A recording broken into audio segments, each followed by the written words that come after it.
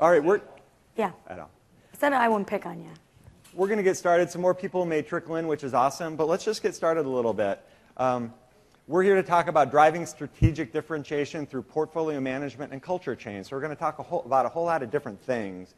But to really get us in the mood while these folks find seats, we want some thought starters. Everybody in this room, we presume, have been part of some type of a comprehensive portfolio management or project management delivery enhancement. So with a show of hands, like this gentleman with a nice tie, how many felt that that improvement initiative, whatever it might have been, was successful in your organization? Hands? Okay, not a whole lot of hands. How many felt that it really delivered change that sustained? Some initiatives deliver great change, and all of a sudden, a year later, everybody's reverted back. So some good, sustainable change? Okay, looks like those who tried it did a good job. So how many of you felt that that initiative tried to do a little bit too much too soon? Bite off a little bit more than everybody's ready for. Yep, a lot of hands. And as part of that process, did you all take the time to reflect back on what was working and make adjustments as necessary? Yeah, good. Okay, good. That takes us right to the objectives. Oh, awesome. Thank you. So what we're going to talk about today is really overcoming some of the challenges that are apparent when you're doing portfolio execution enhancements, enabling the organization. The importance of building a roadmap to success and tying that to what you really want to achieve in your delivery enhancements. Related to that roadmap, what's the impact of change throughout the roadmap? Early on, it's something else. As you continue to evolve the long-range roadmap, those impact of changes is going to vary. The behavioral shifts, the thinking of the executives, the middle executives, the managers, the worker bees, all important to bring them along on their change journey with that roadmap. And most importantly, lessons learned, pausing, stopping, taking a look. What worked well, what didn't? What can we do differently? What perhaps did we miss? Very, very important to making sure that long-term evolution focus continues to evolve and is adjusted with the learnings of the organization. So before we kind of get started talking about what we did in this initiative, we'll just give you a little bit of background about who we are. So my name is Rory Leslie. I'm Assistant Director of the Portfolio and Project Delivery Office at Health First. Health First is a not-for-profit health insurance company. We're focused mostly on Medicare and Medicaid, and we service primarily New York City as our service area. We've been in business about 20 years. We were established in 1993, so a little bit over 20 years at this point. And we've seen an extreme amount of change in the healthcare space in those 20 years that we've been in business. We've also gone through a huge amount of change as an organization as we move from a really small startup kind of organization to right now we have about 3,500 employees and service about 1 million members. So we've really grown extremely rapidly, specifically in the last 10 years. So we've had a lot of change that we have to deal with as an organization.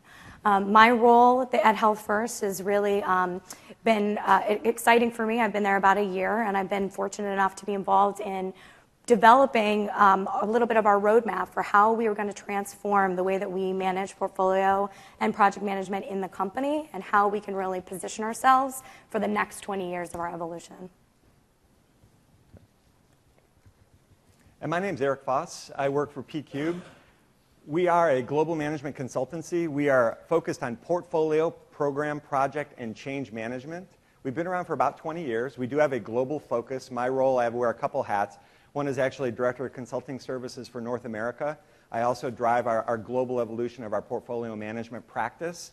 And what we do as a company is we partner with our clients long term. We'd like to really help them get some immediate benefits, but also build a foundation that they can continue to grow on long term. So we're there to help them immediately as well as long term. And again, we do that by tapping into a global base of consultants and associates. And as you see by the one quote there, a big focus is really getting those early wins to build momentum. So we worked with Mr. Merriwell and really accelerated some great benefits that allowed him to go to the board and continue focusing on portfolio management delivery as a company and the shifts that he was trying to accomplish. So really transforming an organization's capability across the board, portfolio, program, project, and change management. What we're going to talk about today to achieve those outstanding objectives we set is the building foundation, the initial phase. What did we do up front to put in place the start for great things? And then taking a look at what those great things were initially, what worked, what could have worked better, what things do we really need to focus on in terms of learnings, and then tying that into long-term capability evolution, the roadmap, how are we going to do this, pick up all the great stuff that worked, enhance it, perhaps find a different way if it didn't work as well as we wanted. Those types of things go into the roadmap to drive long-term capability evolution. So 4 key areas we'll be talking about today.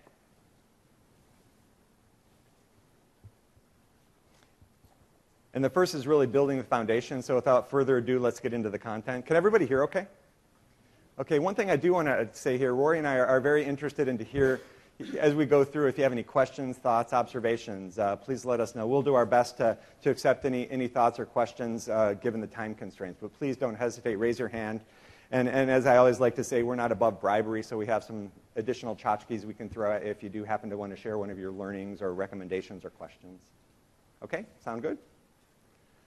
Super. The approach to building a foundation, first and foremost, with Health First, PQ partnered with Health First at an enterprise level, which is very, very exciting, to really take a look across the entire enterprise about how portfolio management should be delivered, how Health First wanted to deliver it. And we did that through a very dedicated portfolio management work stream.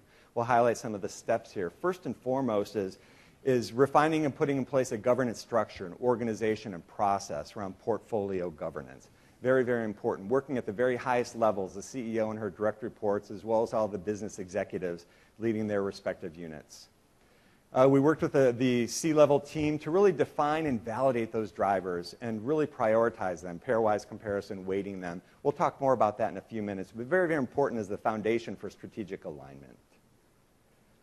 The Portfolio and Project Delivery Office then took it running and worked with the different business units and business owners to put in place business cases for each proposed project as part of the intake process, which then went into the Portfolio Oversight Group, where they looked through annual planning exercises and offsite workshop to optimize a portfolio and recommend selection to the senior executive team. And we'll talk about each of these in a little more depth in a few minutes. But to understand the breadth of the scope, starting with the governance all the way through getting a good optimized selected portfolio for the year and having the organization and process in place to manage it.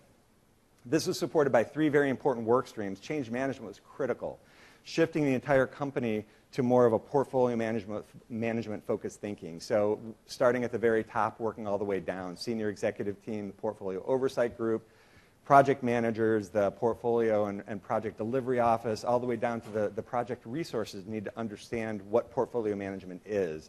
So that was part of the behavioral and thinking shifts that was required in the change management work stream. We also enabled it with a solid process, portfolio and project management, as well as integration with technology delivery. Very important to have that process foundation, and that's going to continue to be elaborated on as we move forward, but you'll hear more about that in a few minutes also.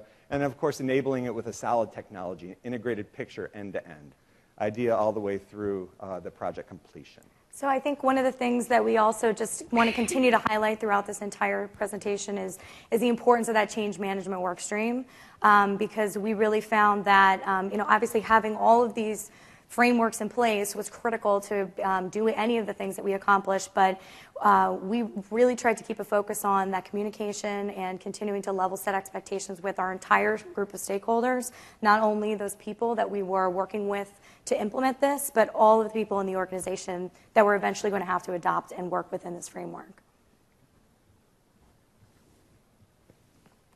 So just to understand a little bit more about Health First and where we were coming from when we were looking to do this engagement with P-Cubed and develop this new framework. So we, as I had mentioned earlier, we had been facing a lot of change in the organization, not only as we grew from a very small to a small to medium-sized company, but also in the organization, the marketplace as a whole.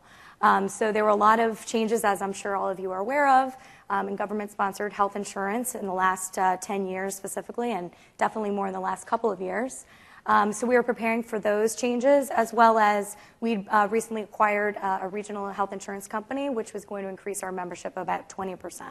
So we had a lot of challenges on our plate, and we knew that we'd have to work a little bit differently in order to really meet them head on. So we found that we had a few business opportunities that we wanted to take on initially. So to start with, we wanted to make sure that we were selecting the right projects, that we were picking the projects that were actually going to give us the best benefit in the most efficient way.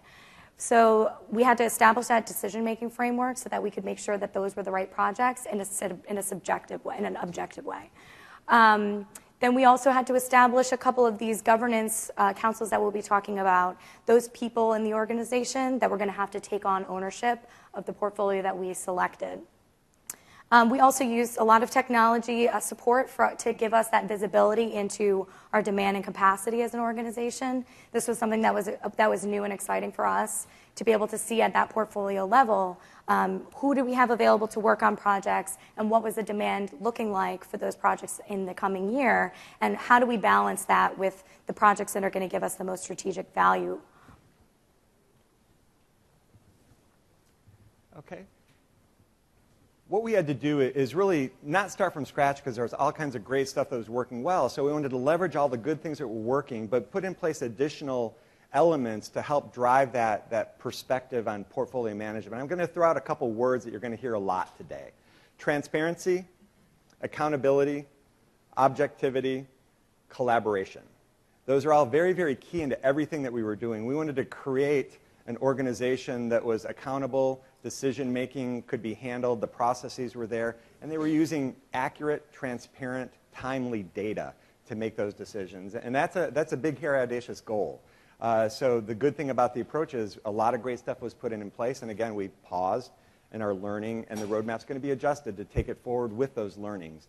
But to begin with, we wanted to put in place a solid center of the governance organization, and that's really the Portfolio Oversight Group.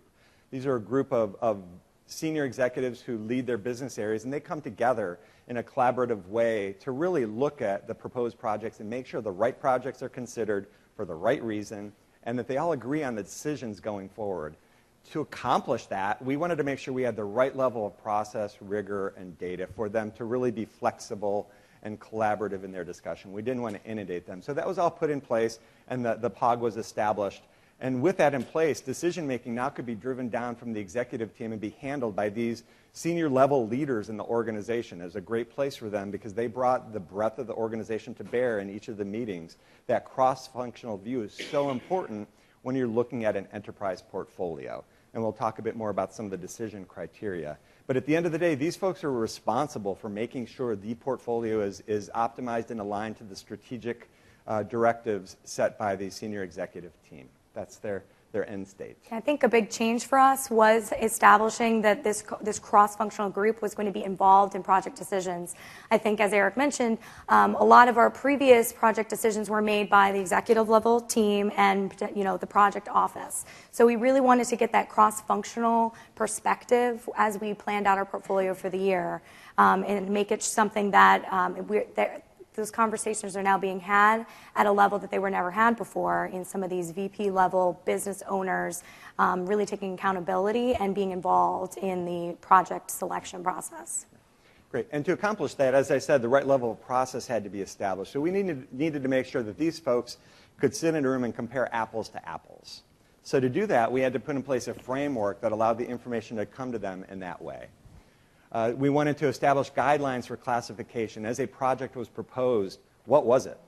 Was it an apple? Was it an orange? That wasn't good enough. We actually had to make sure that it was clear, is this a discretionary project? Do we actually have to do this because of a compliance or business maintenance type of activity? Or can this be deferred for a year? And ideally, the more you defer, the more you can slide into that, see if I can do this, that new capability work stream, which is really targeting your strategy. So the bigger that middle work stream is, the better off you're going to be in terms of driving your business forward.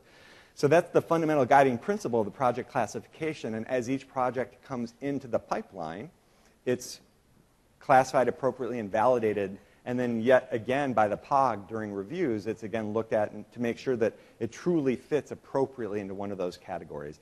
And with that in place, you can run a mix on the portfolio to understand what you really have to do versus what is a discretionary thing. And a lot of this discussion can then be focused on the strategic impact of those new capability types of projects to maximize the strategic impact to health first.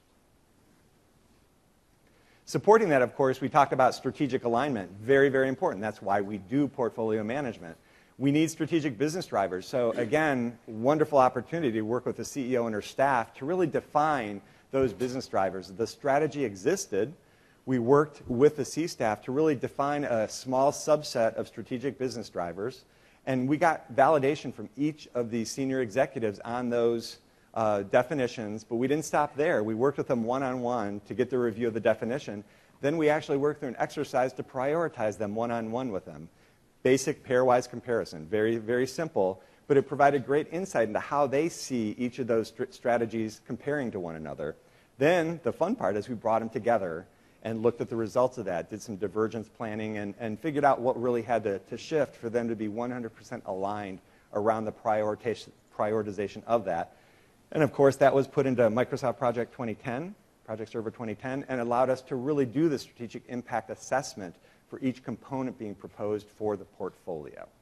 Yeah, this was an extreme improvement for us in terms of how we actually look at our projects and make comparisons. So I'm not sure if any of you are in this same scenario, but there's oftentimes projects, it's difficult to have that apples to apples, really objective way to look at it and say which project is actually driving us more towards our strategy as a company, not potentially one business area versus another, or potentially really impactful for a small subset, but maybe not when you look at it as the portfolio as a whole.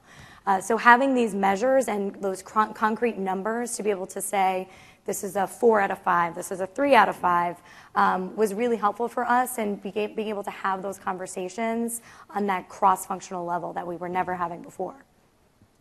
Yeah, and the 4 out of 5, 3 out of 5 is an evolving skill. So you see there that impact scales were defined for each strategic business driver. Very, very important, very, very difficult. So part of the learnings that we'll discuss is what needs to be adjusted there. First time out of the box, it was good, but not perfect.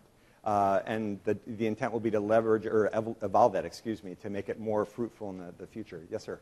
It sounds like you evolved from not having the framework to having the framework. And as you did that, did you have any in-flight projects that you said, whoa, what were we thinking, and we should actually shut them down? Or did some other cultural things help those projects finish? That's a really good question. Did everybody hear that? Everybody can hear that? Okay. So we've sort of, I would say we evolved from having like a little bit less rigorous framework to a framework. But we definitely did have some of those projects that were in flight that, is kind of like too late to they're so far out of the gate. Do we stop them? Do we not? So what we actually asked everybody to do was we set a time frame on projects, and if they were going to be completing within the next month or two after we implemented this, we just let them continue. But the projects that we thought had more of a long-term life, we did ask them to go through the same exact process and enter all the same information as a brand new project would, to do the same level of, I think some of the things we'll talk about, but resource evaluation and inputting all of the strategic measures as well. So it did give us that perspective on some of our existing projects to say, would we have done this project if we had this system in place? Maybe not. So it gave us a little bit more leverage to have those conversations with the people owning them. Great. Question. From the time you started this process, given this, to get to your set of prioritized drivers, how long would it take your organization? And how would you characterize how difficult it was to get the C-types to all agree and line up on it? I think you mean the actual process of defining the drivers itself. How long did that take? Yeah, right down to where you're down to that last screen. Mm-hmm. Then the pairwise. From the time you started sitting down with them, Yep. how long did it take to get your organization involved? I think it was about 2 months. 2 to 3 months. It was a very aggressive timeline. So that's where having firm commitment from the CEO really helped. So despite their busy schedules, they carved out time. And the approach we took really optimized their time. So we didn't ask for hours and hours and hours on end. It was an hour here, an hour there. So we were able to actually work through it in a pretty accelerated timeline with very positive results, and the discussions that they had as a C-level team was just phenomenal to watch, and they were pretty happy with it at the end. I did want to mention one thing. Rory mentioned objectivity. I mentioned transparency, and I use that term a lot. I probably overuse it, so a little drinking game. Every time Eric says transparency, have a shot of coffee or whatever, your water. But this is a real valuable view, the transparency of the assessment of each component. So in workshops with the executives, you can call up Project Server and just put it on the screen and show them how each project very specifically hits each strategy. And that removes any guesswork, purely objective, very transparent. I've worked with organizations that do some level of strategic alignment, but it's very high level, sort of nebulous. You don't really know how much or how little a project impacts a strategy. And here you can balance that, and it gives the executives, the oversight group, a chance to be an oversight group. They can say, I don't agree with that. I think we need to adjust it this way. And then that can go back to the business owner, and then the discussion starts. So good collaboration, good transparency, good decision making. But that visibility is just so key, so they know precisely what's going into every strategic value computation, because that's ultimately what's going to drive their business decisions. And this is all downloadable, too, by the way. I see somebody taking pictures. You're more than welcome to take pictures of the screen. But I think all these are accessible after, if you want to save your, I guess you don't have to worry about saving film anymore. But Memory space. yes. So all that great data needs to come in some way, shape, or form. So the Portfolio and Project Delivery Office actually refined the business case template to collect a whole bunch of information quite a bit earlier than normal people were used to. Cost, resources, benefits, timing, risks, not just execution risk, but what happens if you don't do this project? Is the business going to crumble? So the risk of not doing a project has to be quantified to a certain level so it can support the decision of should it be forced in, as I said in that classification. Critical dependency is very key. This is cross-functional enterprise level. So that doesn't happen just like that. You can't just give somebody a complex template. So the PPDO, the Portfolio and Project Delivery Office, became a coach, a mentor, and internal expertise was used to validate that information. And over time, that skill will be built up in the business owners and folks filling this out, but first time, it's a learning, growing experience. So there has to be a lot of patience, and it really allowed the PPDO to position themselves as thought leaders in this area, and will continue to provide that opportunity to them. Yeah, I think when it comes to having patience, this was a challenge. This was a challenge to get this information put in this template by all of our project submitters, who in general were, leaders in the business areas, and so they had never been required to put all of this information together at the start of a project. So this was definitely a huge lift for them and for us as coaches to them. But I think it was one of the most valuable things that we could have done in terms of getting our portfolio to a manageable place. Because not only I think it's good that it was difficult, because some people that had certain project ideas that maybe weren't as strong didn't feel that they wanted to go through the whole process of submitting a business case. So, we got less project submissions that were on the weaker side than maybe would have gone in a previous year. Were things that weren't well thought out, or they just weren't ready to put their thoughts down to paper yet. We said, just come back next year when you're ready and you've thought it through. And it also just gave us a better head start when we actually began to start the project. So in our previous framework, a lot of the work that we'd been asking the sponsors to do in the business cases was done by the project management team as they got into projects and started initiating the projects. So this helped them get a little bit more of a head start, because a lot of the information was already available to them and had already been thought through. So there were a lot of benefits to the difficulty. Most definitely. And what PCube really brought, what PCube really brought to this relationship was a perspective around that challenge. As you require more and more information to be brought earlier in the process, it is a little painful, by some perceived to be painful. You need to recognize as an organization that an early on estimate is not going to be the same as after detailed planning and then after detailed requirements, all that great, all the way down to definitive that we all know and love. So it's very important to get everybody understanding what this really is. It's a rough order of magnitude.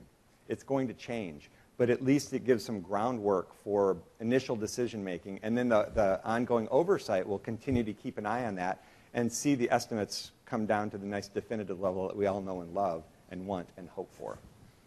So at this point, we have a framework in place from a project classification. We have a strategic driver framework in place with impact scales. We have the senior executive team very, very engaged leading this. We have the portfolio oversight group established and operating, and we have the Portfolio and Project Delivery Office enhancing their capabilities and reach across the organization as part of that. So it's very important positioning of all those organizations as drivers in this. So when they do request information, it's not put on the back burner. It's very, very important. Want to get that question? Oh, yeah, I'm sorry, question. You answered 80% of it. Good. Talk about what happens when that order of magnitude is lost. The headache is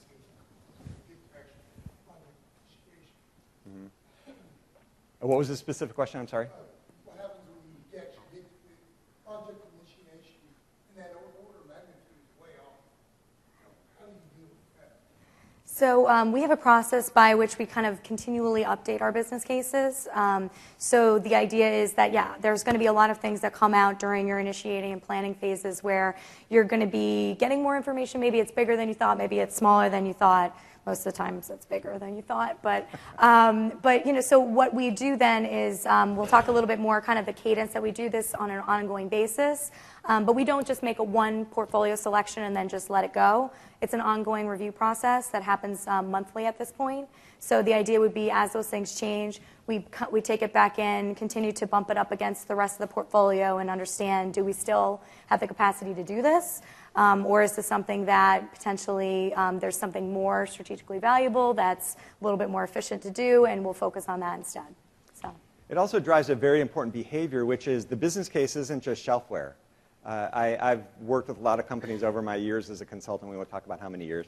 But a lot of times the business case comes into the project manager when the project's selected and they begin doing their great initiating stuff. And the business case goes on a shared drive someplace and it never gets touched again. But this environment is very evolutionary. So the business case is always there supporting the project. So when the numbers change, it still needs to make sense in the business case. And the POG is there, the Portfolio Oversight Group, to really reinforce that, to make sure there's that ongoing review of, does this really make sense?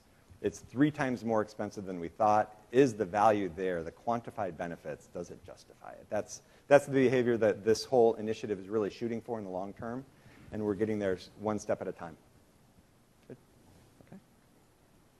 all right, so after we collected all this information in the business cases, the way that we handled our first round of portfolio selection was through a workshop. So this was a 2-day workshop that brought together our POG members, our Portfolio Oversight Group members. And these are all, VP level senior people, so this was a big time commitment for them. And it definitely was a challenge to schedule, but we ended up having a 2-day workshop all day where we really went through and did a deep dive into all of the projects that were submitted.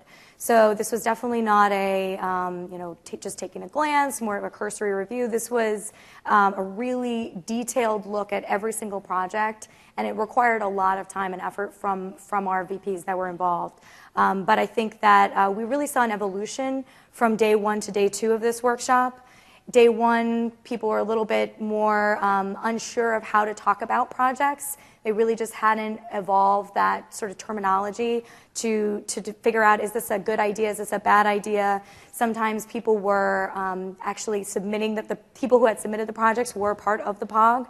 So there was a little bit of hesitancy to push back on certain things or challenge certain ideas.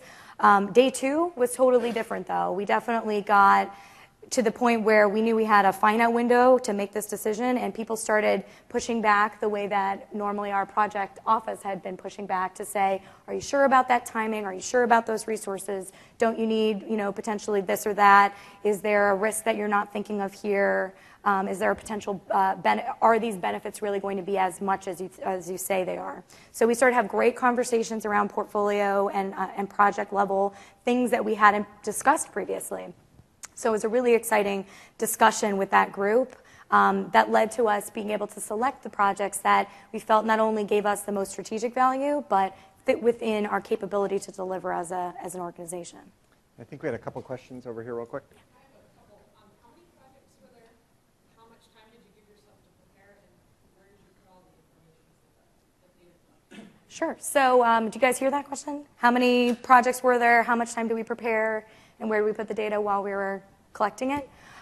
So there were, I think, about 80 business cases submitted originally. So there were about 80 to go through for everybody. Time to prepare, I believe there was about a month between the final round of the business case to when we actually had our meeting. So the idea was everybody would do their homework in advance and read them through. That happened to, varying degrees. And so we did a lot of review in the meeting as well. And then in terms of storing it as we went through the process, in our initial phase, these were really housed in like an Excel document format. But something that we'll talk about a little bit in terms of our evolution is looking to automate that a little bit more using SharePoint. And did you have a question? I thought, sorry, hand up. Okay. Exactly the same? Perfect. Okay, so to get ready for the workshop, we have all this great information coming in through business cases. The PPDO is looking at it and bringing it together, populating Project Server 2010 with the critical data required. A lot of great demand, so now we know what's required by all these projects. What we don't yet know is what the capacity of the organization is. So we worked with the business leaders in an iterative fashion to really reach out to them and figure out what this resource pool, this infamous enterprise resource pool, really looks like. Always a very challenging thing. All the business leaders had a great handle on what they were doing, and it was just bringing them into a slightly different type of thinking around allocation of resources to project work or not. Yeah, and this was something that was, again, exciting to see the data that represents the way that you've been feeling about the organization. So we definitely felt that we'd been feeling for a long time. Maybe we're just doing too much. Maybe we don't have the people that we need to do all of these projects. But this was a great way for us to actually look at that data, again, in an objective way, and see that we'd had a certain number of projects and estimates for how many resources that was going to use, and then we had a good handle on how many we actually have available in the organization. So this was really exciting for us. We could see that the places we thought we were short were in fact the places we were short, and then we had all these great views of by project, by over time, by different types of resources that we'd never been able to get to before.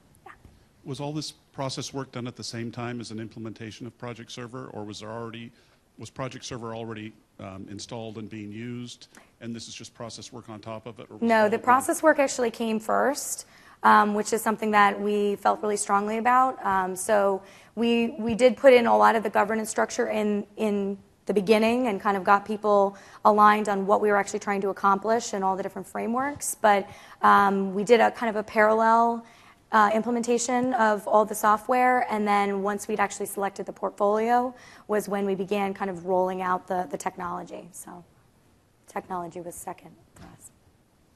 Yes, Yeah. one more question. On which level do you capture the resource data? Was it FTE count per competency group, the generic roles? Yeah. Or were you in dialogue with the resource managers about so many persons per project, so many persons for maintenance, etc.? Which level do you have?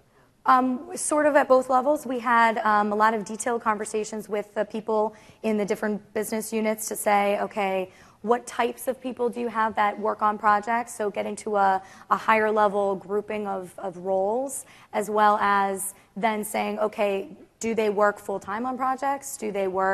Are they, in an IS organization, are they working 40% of their time on maintenance and 60% of their time on projects, or vice versa? So we did both levels, and then we inputted the data on a by person level. So in a named resource level, we have all the data of exactly how much time they are expected to work on projects or have available for projects. Does that answer your question? I said allowed resource management at multiple levels. Was that just Excel at first, or? No, that was actually through Project Server. Yeah. Resource plans? Yeah. Yep. Yeah, we use the resource plans. And we'll talk more a little bit about the mechanics of how we went to do that. Did you use skills at all? Did you input skills into this? We did input them. We're not really leveraging them as much as we probably will in the future at this point, but we're basically focusing it on roles, and the roles are kind of specific to skills currently. So, all right. So then we had our final portfolio approval. So this was the outcome of all of our 2-day workshops. We also had some additional workshops that we needed to do in our first year, just because we had a lot of great discussion, as Eric had said, around the information that was submitted. In some cases, we kind of asked the submitter to go back and rethink what they had submitted, or we had questions, or challenged them to put a little bit more detail. So once that additional detail was gathered, we went back and had some follow-up meetings. And once we'd done that, we felt like the POG felt that they had a good balanced portfolio that we felt confident we could actually achieve with the resources that we have in our systems, and we took it to our senior leadership for their final approval to move forward. Okay, now we're going to talk a little bit about outcomes. All that great work produced some really good stuff, and Rory's going to walk us through some of those great things. Yeah, so in terms of how the final portfolio looked, I know some people were asking about how many projects, things like that. So this is a little bit of a graph of before and after. So we started with about 80 business cases. By the time we actually got to the workshop, we turned out about 58 business cases went into that workshop. And you can see that we have finally approved only about 26. So this was a great step for us as an organization, and being able to say that we're deferring, almost half of the projects that we'd received. So the other interesting thing for us was that we, as a company, work in a highly regulated environment, and often think that most of our portfolio of work is dedicated to regulatory requirements and things like that. But we actually saw that we did have a good percentage of our regulatory projects, but we were also able to dedicate a large percentage to new capability projects, which was exciting for us, and which makes sense given the kind of changing environment that we're in right now, and needing to kind of keep up with where the marketplace is going. But this was an interesting outcome for us because we assumed it would be 90% regulatory. So. Yeah, good question. I know one of the big challenges in portfolio optimization is all those infrastructure type projects, because they don't get necessarily deliver value. They're more like on the sustain side, but they still consume a lot of capital dollars, and you still have to get them done. So I'm very surprised to see that you end up having like such a small number at the end. So Yeah. is that those type of projects end up you consider them new capabilities, or you just simply have an infrastructure that is so up to date that you don't need to do them for the next couple of years?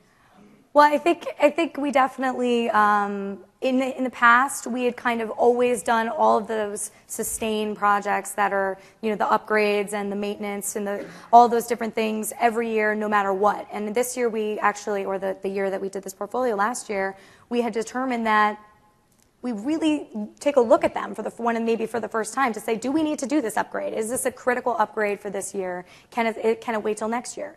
So it was one of those things that we tried to make room for more of these new capability projects, just to make sure that we had that strategic positioning that we were looking for. But we did, identify that because we'd been going along and doing all of the sustain projects on an ongoing basis every year, we could defer some of those projects to the next year without any negative impact. And that's where the classification framework and the definition up front is so critical, because that allows the right discussions to occur. What's really deferrable? What's going to hurt the business if you defer it too much? And eventually it'll get to a point where you absolutely have to do it, but you don't want to do it if you don't have to. Oops, sorry. So again, one of our main criteria in doing this entire transformation was really to make sure that we were going to be able to position ourselves for success and give ourselves the leeway to do some of those projects that were going to keep us at the forefront of the marketplace, but as well being confident that the ones that we did select, we were able to deliver on time and with quality. So I think we achieved our objectives in terms of the portfolio that we selected, being able to take half of those projects off of the table so that we could focus on the ones that we felt were going to drive the most value to the organization. So that was a big step for us, and it was definitely it provided a lot of value for the organization over the year, because we could continue to look at all of the projects that we were doing and make sure that we were continuing to get the value that we were expecting from those projects. And a key thing for positioning for success, the portfolio is one thing, but the organization now is transparent. The data is right there. It's objective. They have the right level of decision making. So all that great stuff was just enhanced. A lot of good people in the organization. Now they have an organization and process to support all this good decision making. And most importantly, they have the collaboration necessary to evolve, and we'll talk a bit more about that. What's working well, what's not, on an ongoing basis, tweaking how they work together. The dynamics between the three organizations is critical: the PPDO, the oversight group, and the senior executive team. And it's working really well, and they're continuing to evolve that. So I think you sort of mentioned, like, once you selected the portfolio, so that sort of indicates it's like an annual process where you determine the next year. So what happens in the middle of the year when other priorities come up, and Right. go through a sort of a reprioritization process? Yeah. So our process is an annual process, but it is monthly reviewed. So as those new things come in, we get a new business case for them. We review against the rest of the portfolio and determine, is this something that we can add? Is there something else that can come off? So yeah, there's definitely shifts, ongoing throughout the year. But we try to at least get the best idea we can at the beginning of all the things that people know are on the horizon coming in.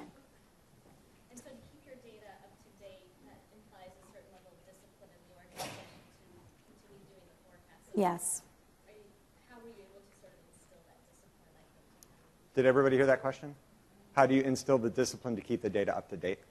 I mean, it's definitely an ongoing process. It's something that we did, pretty well last year, and something that we're hoping to do even better this year, which is, tying that into our change management process within projects to say when your change is at a certain threshold, it requires that update to the business case, which then requires a review with the POG. So we've put in some of those thresholds and trigger points to say that if your scope or whatever you have in your project is changing, you might need to update the business case at a certain point. It's not every single tiny shift. Okay, one more question, then we'll move on. The lady in the nice green shirt. Yeah. How is that related to the budget process, to the financial projects? How do you actually get budget to run these processes? Well, that's Or why. projects, sorry. Yeah. That's definitely why we try to do it on an annual basis, so that we can get ahead of that budget cycle to say, okay, here's the projects that we know of. We can put those in the budget, and then as projects come in, it becomes a matter of looking at what's been budgeted already and just determining if shifts need to be made to deprioritize something that was previously approved because it made sense at the time, and now something else has come in that's more of a high priority. So, want to keep going because we'll keep going. we're a little short on time. Running short on time. So real quick, transitioning to operations. So the first year, a lot of great stuff was refined and elaborated and put in place. That needed to be transitioned over. The Portfolio and Project Delivery Office was the owner of all that. So in initial rollout, process training was conducted on the new portfolio management methodology, the refined PM methodology. That was transitioned to the PPDO for ongoing delivery, as well as ongoing evolution. As the process is elaborated, as things change, they can continue to update the methodology and the training that goes along with that. Same with technology training. Initially, it required both fundamental Microsoft project training to get those skills, and that's an evolving skill, of course, we all know, very complex. And also Project Server. How does that apply? Now I'm working in a server environment. Oh my goodness, if I hit this submit, oh geez. So all that has to happen to make sure that the people have the right discipline not to blow up the data and they keep their information up to date. So the PPDO owns that, working with IT, of course, as necessary. And then, of course, the Portfolio Oversight Group is new. It's established. It's doing great things. And they're learning and figuring out how they want to evolve going forward within that dynamic between them and the PPDO and the senior executive team. And the Portfolio and Project Delivery Office, in this new reinforced role of driving the portfolio, has a lot of great things to do and is doing wonderful stuff, but continuing to make sure they're positioned well in the organization to do that effectively. And most importantly, at the bottom, now with that organization in place, there's clear issue resolution. Something pops up, the PPDO can escalate it to the right level and get quick resolution of that issue. And then finally, lessons learned. Everybody's favorite part. So, as I mentioned, the first year that we did this was 2013. So we're now in our second cycle for our 2014 portfolio year. We have an approved portfolio for this year, following a very similar process. So we wanted to look at what went well. I'm not going to go through every single thing on this slide, but I think one of the highlights was the communication. So I think we've talked about it a couple of times. We have cross-functional business leaders engaged in conversations about portfolio management. That has been a big change for us, a big improvement for us. We're having conversations at different levels on an ongoing basis. We have a common lexicon to have those conversations, and it's trickled down from VP level all the way to everybody that works on projects. So that's been a huge improvement for us, and I think that's one of the really critical things for us moving forward, is that we have set that foundation of common language, common terms, and an understanding of why we're doing this entire process and what the benefit is to the organization. And that goes back also to the organizational awareness of the portfolio management process. So from everyone from our senior executives to the team members on the projects, they understand what we're trying to accomplish, why we're doing this, and that all of the initiatives that they're working on are part of this greater strategic portfolio that was selected that's really helping to drive the business forward. And again, that positioning for success, the communication, seems like something minor, but we all know how critical it is. You get people in a room and they talk past each other, and with that common lexicon, understanding, interpretation, it's really exciting to see the great conversations that can occur. So we identified a lot of things that went well. We also identified some additional opportunities, both for our initial implementation and things that we're continuing to look at this year. So we definitely, you cannot overemphasize the change management implications of doing something like this. We did a great job of continuing to communicate with our key stakeholders. I think we definitely can improve our communication to all levels of the organization. I think that this is something that we're continuing to look at this year is how do we make sure that everybody understands their role and how they impact the portfolio, and make sure that they're really clear on that. Also, setting up what does success look like. So we implemented all of these frameworks and we have this process that's ongoing, but giving ourselves those reasonable expectations for year one, what should the portfolio look like? What should this process look like? What's success? Because we're definitely not going to have a complete transformation in 1 year. It's an ongoing process. So understanding for us, and this is something we're continuing to look at, what are our key milestones that we feel like we need to be hitting to make sure that we're on track for that full transformation that we'd like to make? When you talk about change management, that's of the structure. Yes. Change management, yeah, within the organization, not change management within a project. Yeah. Good. Good question. Good clarification. Thank you. So again, since we're in our second year, we have seen a lot of this translate into shifting mindsets and behaviors. We definitely have more of a portfolio view versus project view. Previously, it was all about an individual project or a project by department-specific initiatives, and now we have that more global sense of all the things that we're doing are all moving the company forward together and were chosen for a reason because of their strategic value to the company. We've also got a lot more ownership within the organization on project success and outcomes. So before it was kind of a project office owner-owned role, and it was kind of being pushed specifically from that direction. And now it's something that we're seeing the organization as a whole take more accountability for, which has been a huge improvement as well. And with our improved data quality, we can be driving towards that focus on stronger KPIs and outcomes, and really tying projects back to what they set out to achieve at the beginning, and sticking within those budgeted resources and timeframes that they had initially committed to. It's much easier for us to see that at a portfolio level using our new tool set. So is that for the delivery portfolio or the after effect, like the years hence, the projects that have been delivered without tracking the benefits KPI? Just doing it for the delivery? No, for the delivery and for the benefits of, it was going to, save us X dollars, or, so looking at it, tracking it over time as well.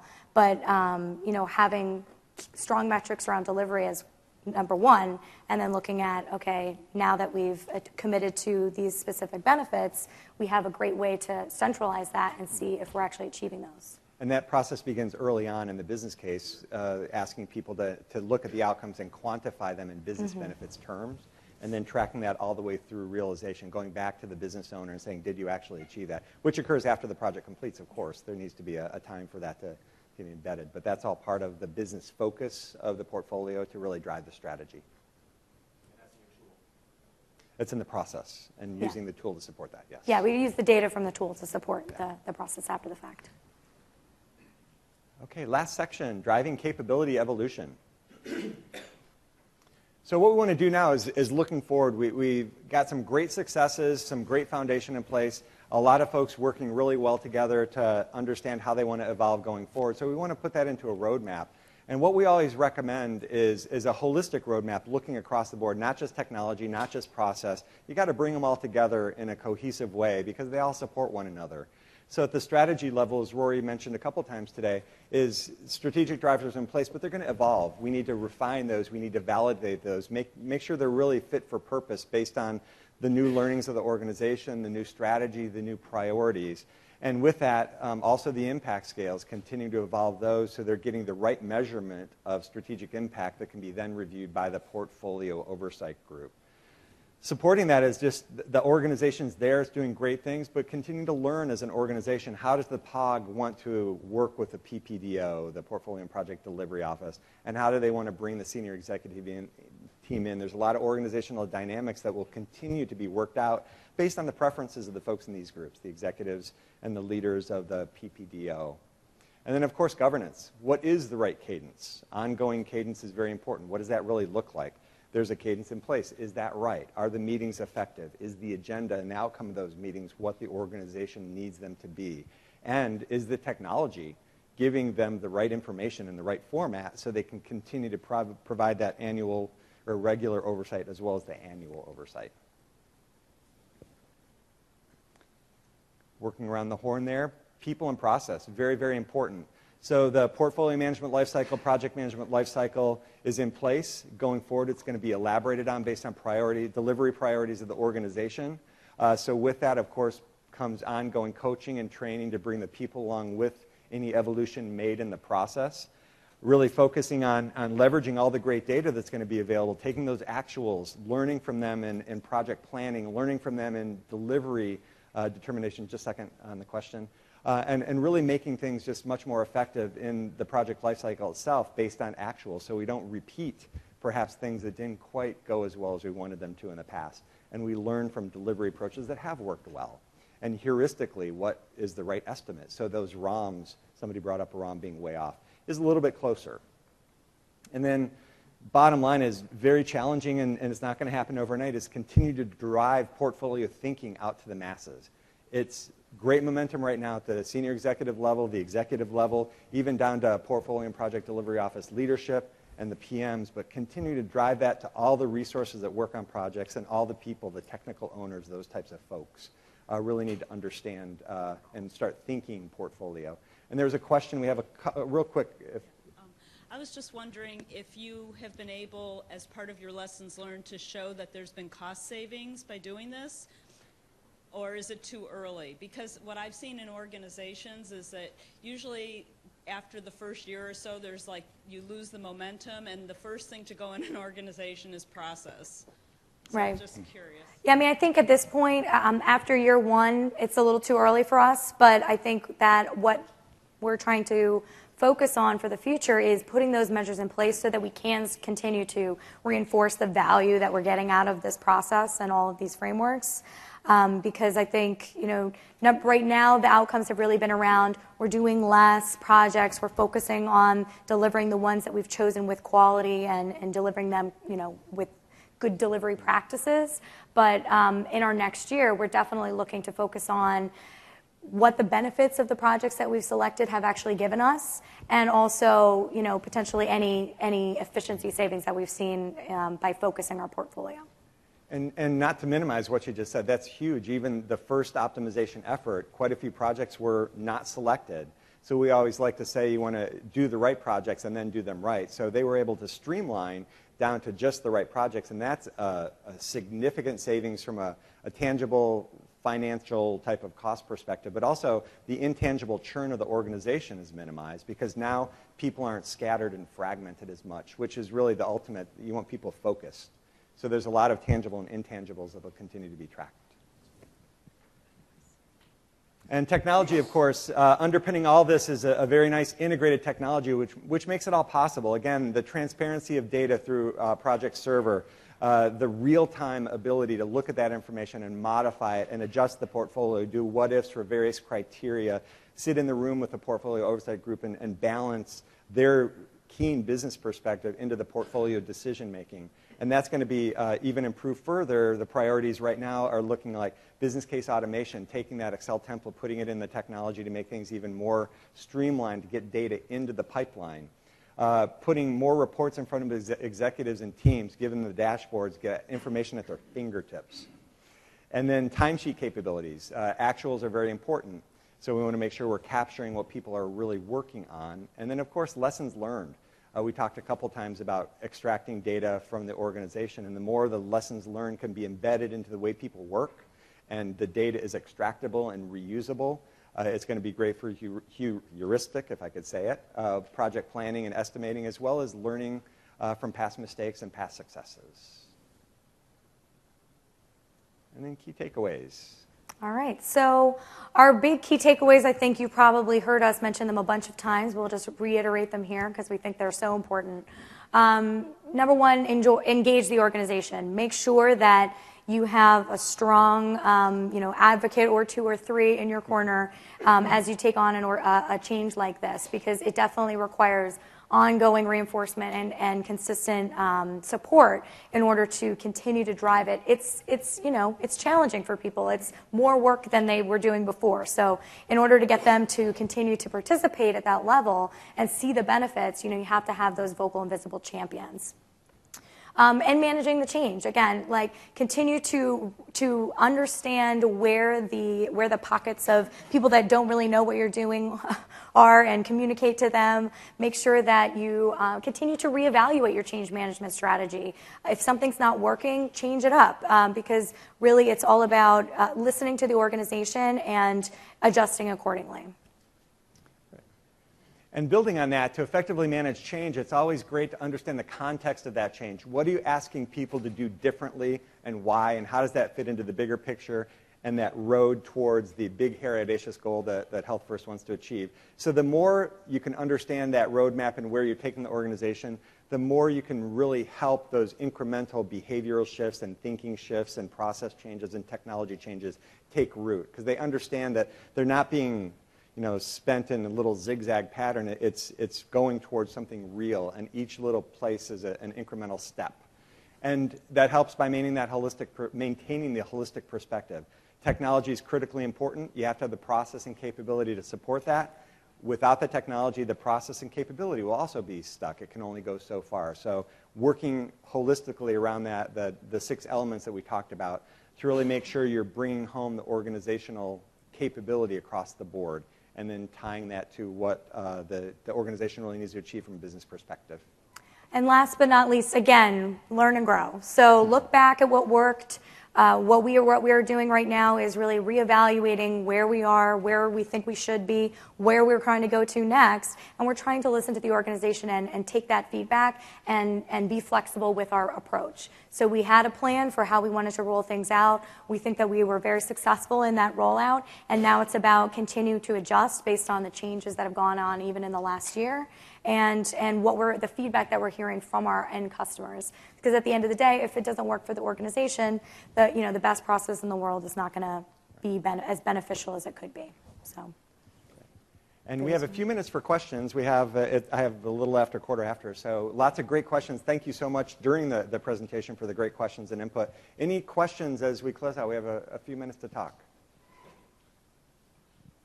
Are you tracking resources at the enterprise level? You're doing demand and capacity analysis against all resources in your entire organization? All resources that work on projects.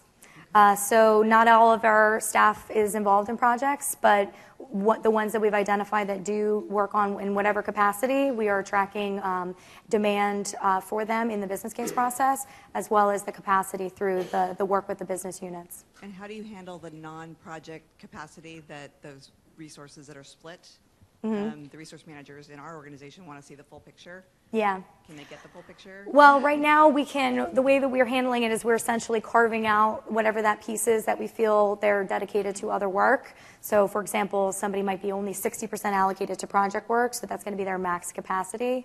In terms of that view of what they're doing with the other 40%, at this point, that's not something we're tracking in our systems. We had a question right here, sir. Yeah, what dedicated resources did you use for your portfolio office? In order to support this? Yeah. Everybody hear that? What dedicated resources did we use to support this from the portfolio office? In terms of dedicated resources, it was mostly a lot of the people like me. Oh, geez. People like me, the assistant director. There's 3 assistant directors in our department, so we're heavily involved in supporting the process. We also worked heavily with P-Cubed in order to implement the frameworks and set us up with the path of kind of the POG meetings and everything like that. And so now on an ongoing basis, it's managed through the management in our department. So none. Yes, sir. Yes. Did everybody hear that? Quantification rules for cost and benefits? Yeah, I mean, this has definitely been something that's been a challenge for everybody. We did put some rules and guidelines in terms of, what can really be expected to, if we're expanding a certain product line or something like that, putting in those numbers that they can use so that everybody's using apples to apples in terms of what the benefits are. But it's an ongoing process that we're continuing to evolve. Most of the time, we just basically ask them to give us how they got to those numbers, right? So what is their justification for the cost and the benefits that they're believing that they'll drive? And then we can evaluate that with the POG group. And what we found working is a great question. And the first step is getting people to really begin to understand the quantifiable outcomes of their project that support the strategy. That's the beginning step towards shifting their thinking to a portfolio-focused type of mindset. And with that, then, whatever we can get first time around, but continue to evolve that through consistent metrics, consistent criteria will be an evolutionary step down the road. Yeah, in our first round of sort of coming up with a criteria for what is the most impact you can have on a business driver versus like a 5 versus a 0, we used our subject matter experts within our company to say, if our driver is X, what would you expect to see as an extreme impact on that? And they gave us their best guess. We found in our second year that those were maybe a little high for one project to achieve. So we revisited with them and had them come back and say, what is something that is achievable, but also give us that reach capacity to say there could be a project that's going to have this extreme impact on a certain financial measure or whatever it might be, and we want to give that whole range. But I think that also has this thing about the benefits also has a lot to do with accountability. Otherwise, you will tend to see a lot of projects coming up with a very high proposed benefits because they're not being held accountable. Right. You know that's going to push that project to the top until you start making them accountable and say, if you're going to claim $1 million benefits, I'm going to put that in the book right now. You still want to go ahead with that. And I think that's probably more of an item for future years. Yeah. And the organizations needs to be positioned to support that. So the POG with the executives and the direct line to the senior executive team is the absolute right positioning to ensure that accountability when the organization is ready to roll into that. But that's a big step. Good point, Claude. Yeah. Yes, sir. When you were determining your weighting of your business drivers, what process did you use to harmonize the differences of opinions amongst the managers? We really set up a couple of key owners on each driver. So there wasn't a ton of a group consensus needed in order to identify the different levels of driver impact. But we basically used the POG group and the other subject matter experts. Oh, for the pairwise? The pairwise was actually a facilitated session. So we started with the senior executive team and we kicked off the whole process and the approach. And then we worked independently to really come up with draft drivers and vetted those one-on-one with a definition. And we got their one-on-one prioritization. And then we brought it together in a facilitated session. So we displayed the results of the one-on-one and flagged areas where there was a big divergence and worked through those and got some compromise. So at the end of that session, everybody could walk out 100% committed to supporting that prioritization for that point in time. And what we always recommend is each year review them. You probably don't want your drivers to change drastically every year, but the prioritization certainly might, based on the needs of the organization, priorities of the market, those types of things. So it allows the organization to continue driving towards strategy, but adjust for yearly priorities. But most definitely a very interesting and exciting facilitated session with some great discussion. The folks were just absolutely amazing to work with. The CEO and her staff, they were phenomenal. It was great their keenness in the business and ability to work together was a real treat to be part of. During the POG meetings that you hold, at what point do you actually pull up the project data on 2010? We generally do a lot of the analysis in advance and present sort of graphical representations of the data for them. So what we'll do is we'll display things like demand by department, demand versus capacity, deficits, and we start to look at those things, and then we also start to look at then the high demand, low strategic driver value projects, and we give them a bunch of different types of slices and dices of the data so that they can use them effectively in the meeting. So we do a lot of the information gathering in advance and prepare a presentation for them. We have a couple more minutes for questions, but we're losing people. I just wanted to reinforce that please go ahead and fill out evaluations of the session. Hopefully you enjoyed your time here, so I wanted to urge folks to go do that. And also, if there's any additional questions after this, you want to talk more, Rory's going to be at the PQ booth for a little while if you want to stop by and chat and say hello. I just wanted to get that out, and now we can take some more questions. Rory, just could you give us some idea from a challenge perspective that you had in terms of changing the culture with the C-level executives and how you kind of overcome some of those challenges? Yeah, I mean, I think one of the challenges that every organization will probably face is that not everybody wants to follow the process, or some people that might feel like, oh, the process is not for me. So, we encounter challenges with that, and again, it goes back to having those vocal, visible champions, and as high in the organization as you can get them, to continue to reinforce. This is a business imperative for us to do. It's not optional. So I think the more that we continue to reinforce that you cannot get a project done unless you follow the process, that helped us in that aspect. And then I think just in terms of ongoing challenges, it's really just been about providing or having them experience some of the issues if they don't follow the process, right? So it's more about, okay, here's all of the other teams that have done all the work and gone through and working on a project this way. Compare that to a project maybe last year that we did, and the benefits of having that information, that oversight, are really kind of apparent to them at that point. Just to follow up, Yeah. Were you able to leverage PQ, in helping you sort of fight that battle with the executives and kind of change that culture? I think at that point we were kind of owning that ourselves, just to say that we had set up key people in the organization. I think definitely PQ helped us with that in the upfront, getting all of the stakeholders aligned. But everybody was on board right at the beginning, and then it's kind of as the process goes along where people start to slide back into whatever they were doing before. So at that point, that was really on us as a portfolio and project delivery office.